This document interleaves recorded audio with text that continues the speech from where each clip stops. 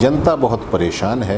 RSS का दृष्टिकोण है, उनकी विचारधारा है जिसके अंदर अल्पसंख्यक और पिछड़े कहीं से भी आरएसएस की विचारधारा में फिट नहीं बैठते। बलात्कारियों के साथ खड़े होने का उससे बिल्कुल भी नहीं डिगी और लगभग सभी जगह वो बलात्कारियों के पक्ष में अपने झंडे बैनर के साथ पूरी बेशर्मी के साथ खड़ी हुई कि यहाँ राजनीतिक अपराधियों को या कहीं अपराधियों को ही सत्ता आसीन कर दिया गया कि इस बार समाजवादी पार्टी अच्छे बहुमत के साथ, पूर्ण बहुमत के साथ सरकार में आएगी।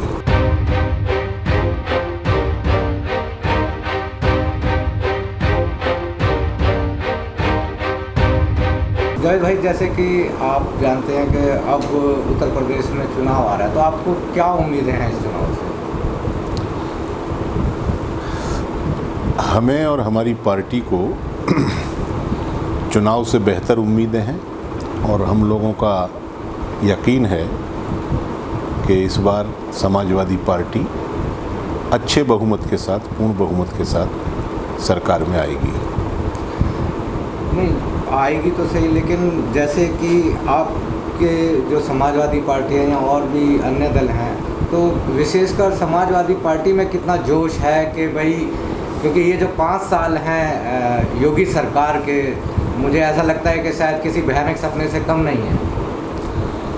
ये बात सही है कि भारतीय जनता पार्टी की जो 5 साल की सरकार रही, इसके दौरान उत्तर प्रदेश की जनता को बहुत ही कटु अनुभव हुए हैं, जनता की दुर्गति हुई है और भारतीय जनता पार्टी बग़ैर किसी लिहाज के जन विरोधी नीतियों को लेकर के आगे बढ़ी है। उसने समाज के सभी वर्गों को अपने राजनीतिक दृष्टिकोण की वजह से और अपनी नीतियों की वजह से बेपनाह परेशान किया है।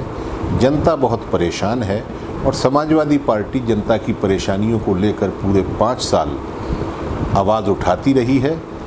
इसलिए हम ये उम्मीद करते हैं कि आने वाले इलेक्शन में भारतीय जनता पार्टी बुरे तरीके से हारेगी और समाजवादी पार्टी सत्ता पर आसीन होगी। आपको लगता है कि उत्तर प्रदेश में एक जो राजनीति का अपराधीकरण बहुत ज़्यादा हुआ है या राजनीतिक जो अपराधी हैं वो बहुत बड़े हैं? देखिए, राजनीतिक अपराधी भारत में बहुत से प्रदेशों में हैं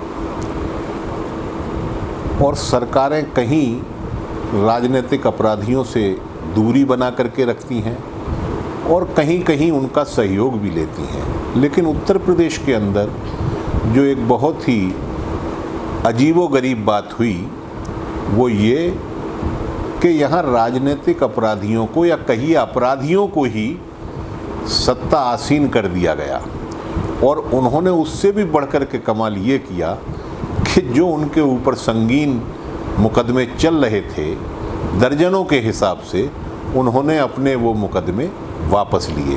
तो अपराधी उत्तर प्रदेश के अंदर बेलगाम हो गए, बिल्कुल बेफिक्र हो गए। उन्हें लगा कि अब उनके सैया कोतवाल हैं, तो फिर डर काहे का उत्तर प्रदेश की दुर्गति अपराधियों ने और वर्तमान राजनीतिक हैसियत रखने वाले लोगों ने बहुत ज़्यादा की। आपका कहने का मतलब है जिस तरीके से खुद मुख्यमंत्री योगी जी ने अपने ऊपर से आपराधिक जो मामले थे वो सारे खत्म कर दिए जी, तो अपराधियों के हौसले बढ़ गए। अपने भी किए और अपने उप मुख्यमंत्री के भी किए। अपने मुख्यमंत्री के भी किए। अच्छा, इसके अलावा ये जो बाकी एक ऐसा आपको लगा कि उत्तर प्रदेश में खुद जो एक ख़ास किस्म के या ख़ास जाति के लोगों को टारगेट बनाया गया है?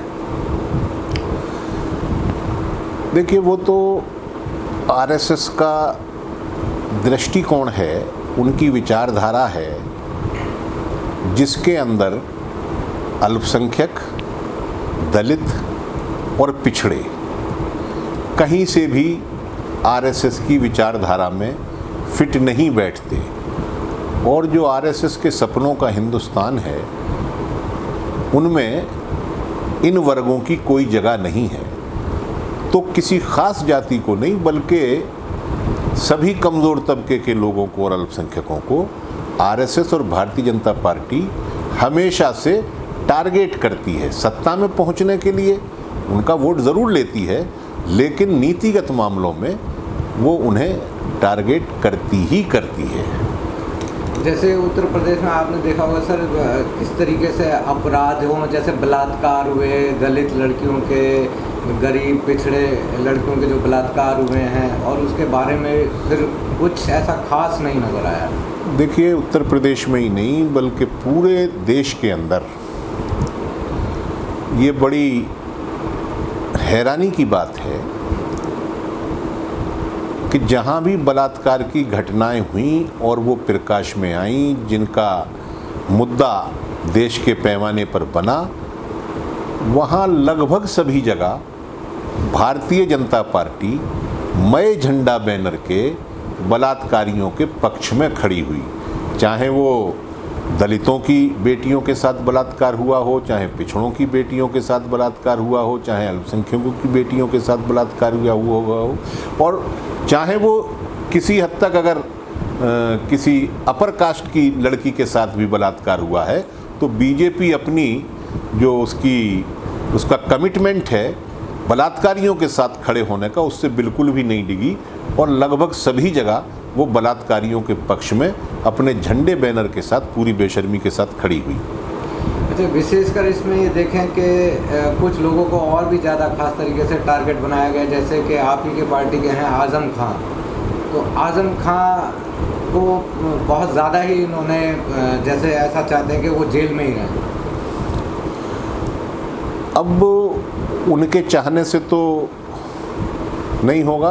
अब काफ़ी हद तक आज़म खां साहब के ऊपर जो झूठे मुकदमे लगाए गए थे वो निस्तारण होने के करीब हैं। अभी वो बीमार हैं, अस्पताल में हैं, लेकिन जैसे ही वो अस्पताल से निकलेंगे तो हमें उम्मीद है कि उनके ऊपर लगाए गए झूठे मुकदमे सब निस्तारित हो चुके होंगे और 1922 के इलेक्शन से पहले आज़म साहब फिर हम लोगों के साथ होंगे।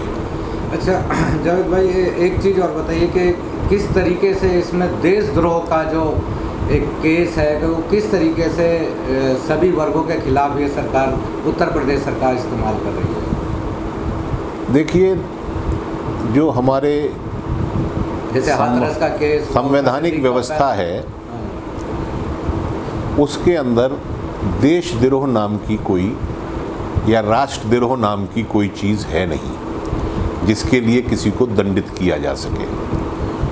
वहाँ शब्द इस्तेमाल किया गया है राजद्रोह का, और राजद्रोह का मतलब होता है राज के खिलाफ बगावत करना या राज की मुखालफत करना।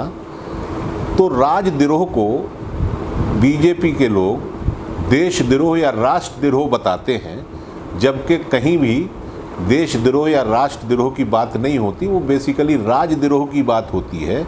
और इस धारा को, जो सेडिशन एक्ट है, इसको बनाते वक्त भी लोग इनसे ज़्यादा विद्वान थे, उन्होंने जान करके उसमें देशद्रोह या राष्ट्रद्रोह का शब्द इस्तेमाल नहीं किया था, बल्कि राजद्रोह का ही इस्तेमाल किया था। तो जहाँ तक राजद्रोह की बात है, तो राजद्रोह होना कोई बुराई नहीं है, राजद्रोही होना हमारा संवैधानिक अधिकार है। देशद्रोही और राष्ट्रद्रोही इस देश में अभी तक तो कोई हुआ नहीं। बीजेपी बहाना बनाती है कि उनके खिलाफ अगर हम आवाज़ उठाएं तो वो उसे कहते हैं कि ये देश के खिलाफ आवाज़ उठा रहे हैं। उनके शब्दों में देश का मतलब मोदी होता है और राज का मतलब भाजपा होता है।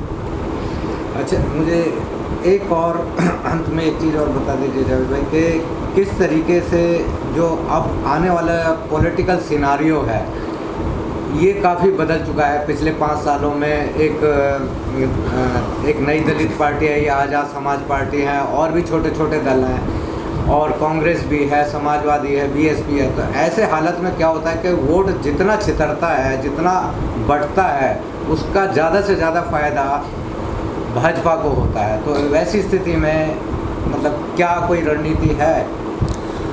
देखिए, कई बार रणनीतियाँ राजनीतिक शक्तियाँ या राजनीतिक दल बनाते हैं, और कई बार रणनीति जनता के स्तर पर बन जाती है।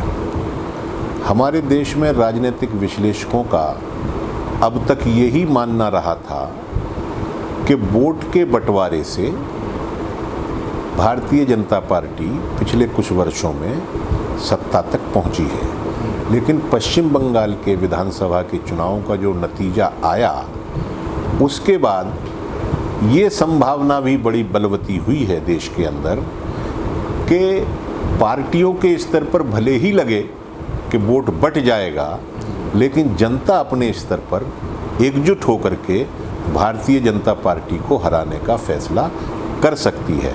आप देख लीजिए पश्चिम बंगाल के अंदर सीधी लड़ाई तृणमूल कांग्रेस और भारतीय जनता पार्टी के बीच में केंद्रित हो गई और बड़ी बड़ी पार्टियां, वामपंथी मोर्चा, कांग्रेस, वो एक साथ आकर के भी उस लड़ाई को त्रिकोणीय नहीं बना सके, या कहिए कि कोई भ्रम पश्चिम बंगाल की जनता के अंदर नहीं था जिससे वोटों का बंटवारा होता।